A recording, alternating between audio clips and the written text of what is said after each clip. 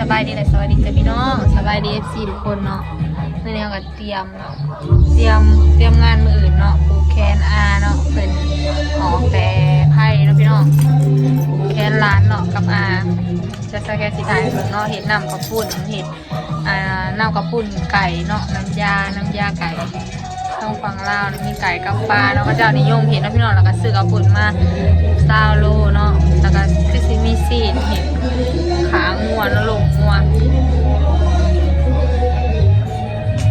เทศกาลงานบุญเนาะมันก็สิเสียงวนๆนำเนี่ยนะพี่น้องพี่น้อง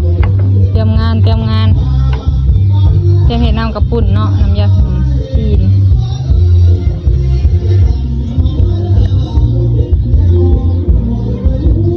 จะสิมาปั่นอะไรเนาะ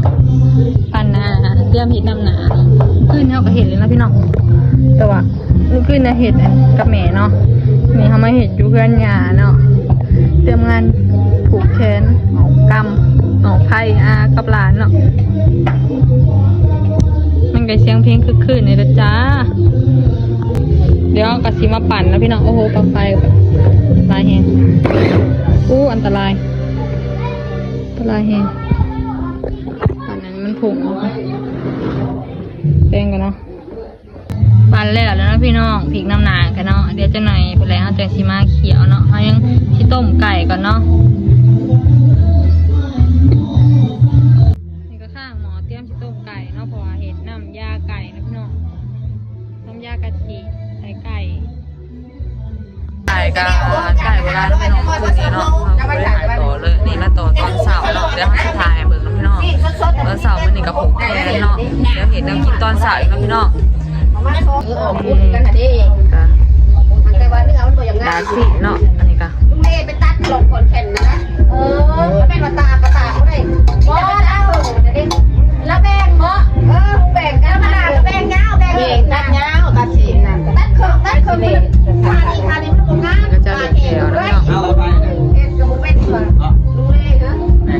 แบ่งกับลูเล่กับขวดเลย1,000น้องบันกันแบ่งแล้วมันตัดเอาตัวได้มาตัดเป็นโมเลสีนะต้องเล่เอาเนาะมันเราเป็นยาวคอนแกนแล้วมันตัดโอ้ยเนี่ยนี่กันสีท้ายเอาไม่ได้บอกสีเอาร่มบ่นั่งตีอย่างนี้ซอยผักนะพี่น้องผักซอยผักหอมจะห่อยังกันเนาะภาษาชาวบ้านรุ่นไม่ด่ารุ่นกินนี่เอาผัดพริกบันนี้แล้วก็เอาออกเลยโอ้ยร่างด่านชีน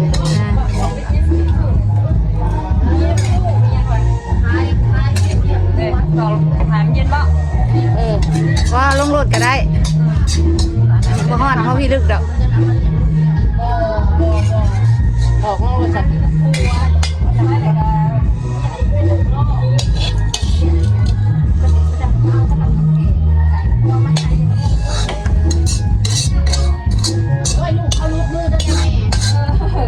มีตาเราเห็นแต่ละหยกลงไปฝุ่นตากลงไปตักกี่ฝุ่นดาดซีนพี่น้องดาดซีนผูกแขนน้องปลายฟ้า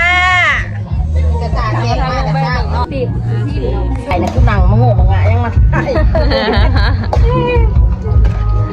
อุ๊บเอาไผ่เอามันเด้อเหมือนมือก่อนอยากจับยังไรกันจับยังไรแล้วนะไปถึงบ้านนั้นจะเป็นพอดีรถนั่นวะแง่ไปซะงามไปพอบอกอ่ะพอละโอ้ยแซ่บเนาะแซ่บหลับสิมึงหนักคนเห็ดกระหู้งามเห็ดงามมีแต่โหงามเนาะแซ่บมาเป็นนี่นะแต่ก็เอาพี่น้อยเนาะงามกระปุกใหญ่หนาเนาะก็ทำหนาแล้วเขียวนะมันแดงๆเลยย่าจ่อยกับอันนี้ย่างอนไปช่วยบอกมา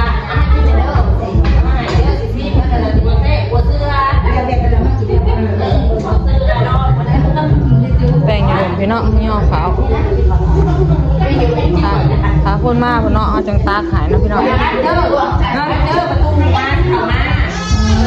มาขับนี่ มีรถบ้านน้ำอ้อยเด้อ ร้านช็อต สิ้นละวัน นั่นเองกินหวานนะพี่น้อง น้ำวันได้เบาเลย ดีม วันกับแป้งเลยเนาะ ซานิกผูกแขนซานิกเนาะออกแต่ไพ่เนาะน้องป้ายอยู่ในเพราะยังบ่ได้เข้าไปถ่ายทานเนาะตอนนั้นไปถ่ายเบิ่งหวานนะพี่น้องหวานแตงเนาะกับสังคมหวานหวาน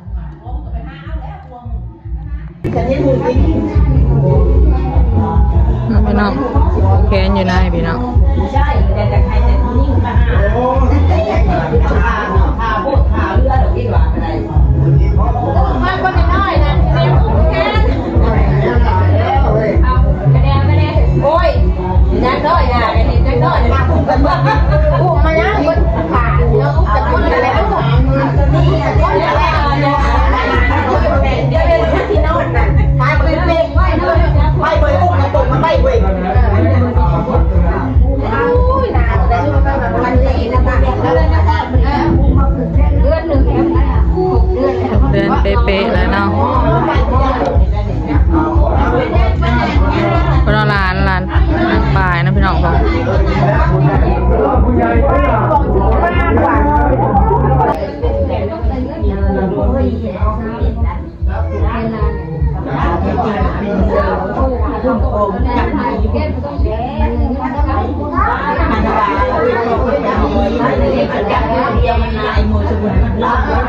กำลังผูกแขนนะพี่น้อง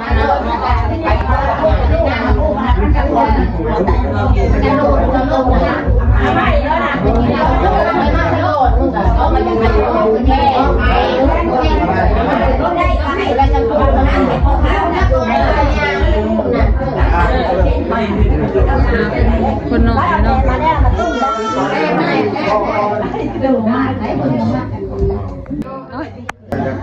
ตอนนั้น ให้เจ้าดูดีไม่แห้งนี่อายุวันนอนสุขังพลัง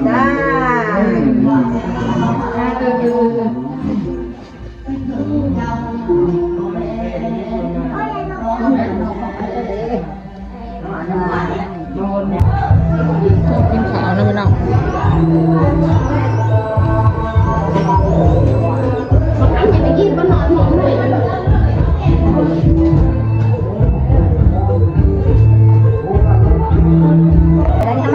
นะพี่น้อง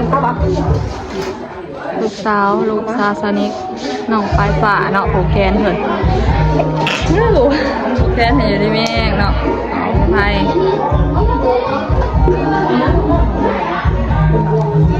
สุดจะไม่ได้สร้างแท้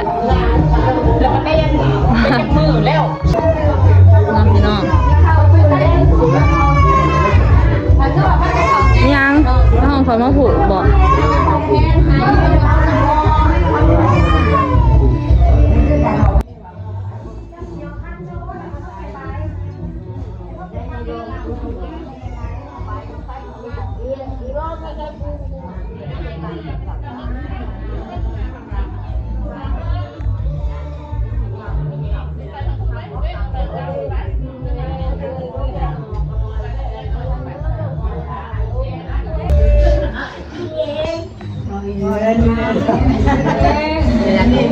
เขาหลอกนะ